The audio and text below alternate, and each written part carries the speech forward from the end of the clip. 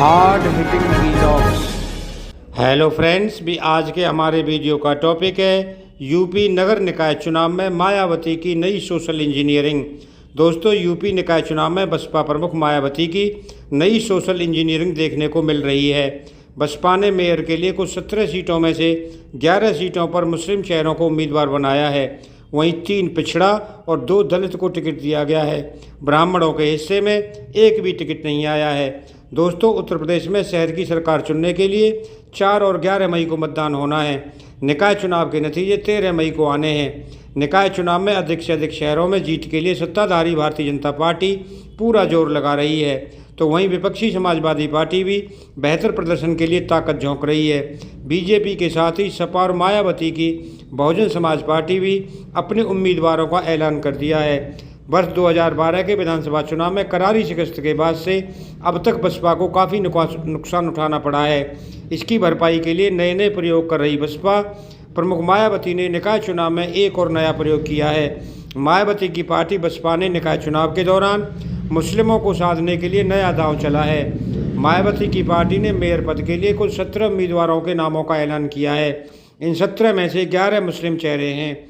OBC के लिए आरक्षित सीटों पर भी बसपा ने मुस्लिम चेहरों को चुनाव मैदान में उतारा है। बसपा ने बाकी 6 में से 3 उम्मीदवार अन्य पिछड़ा वर्ग और 2 उम्मीदवार अनुसूचित जाति के उतारे हैं। दोस्तों, बसपा ने वर्ष 2007 के विधानसभा चुनाव में अधिक ब्राह्मणों को टिकट दिया था। तब बसपा की ये सोशल इंजीनियरिंग हिट रही थी और मायावती अपनी पार्टी को केवल बहुजनों की बजाय सर्वजन की पार्टी के रूप में पेश करने में एक हद तक सफल भी रही थी। बसपा ने पूर्ण बहुमत के साथ सरकार बनाई, लेकिन 2012 के चुनाव से बसपा का ग्राफ तेजी से गिरता चला गया।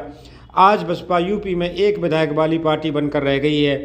दोस्तों, बदली परिस्थितियों में खस्ताहाल बसपा ने अब ब्राह्मणों की जगह मुस्लिम पर फोकस कर दिया है।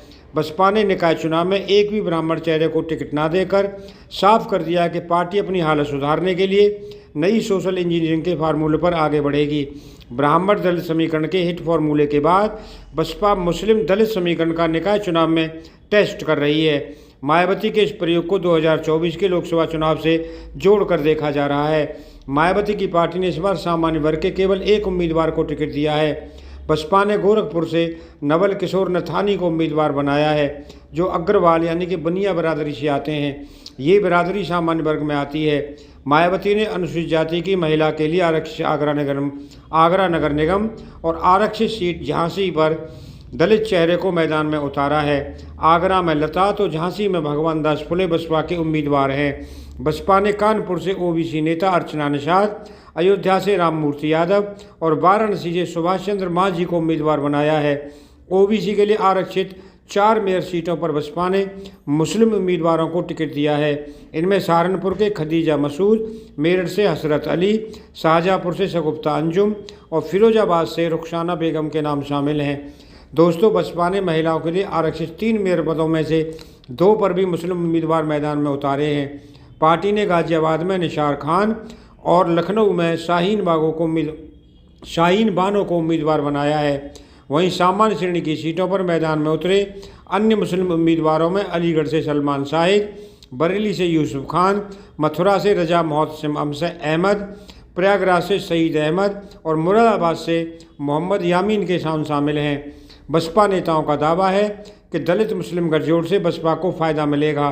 पार्टी के नेता दलित मुस्लिम फार्मूले को सपा के मुस्लिम यादव से भी कहीं अधिक मजबूत बता रहे हैं।